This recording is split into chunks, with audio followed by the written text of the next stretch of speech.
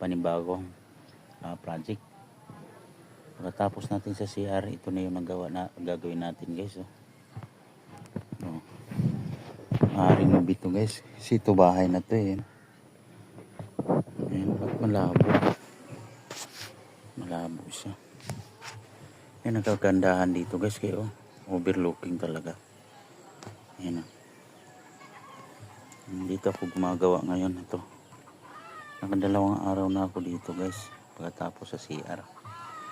So ito yung bubuhusan hanggang doon to guys, hanggang doon paikot. So ano tawag nito, sana matapos natin to kaagad, no? So kahit malabo to, ano't malabo, yan sana matapos natin kaagad to.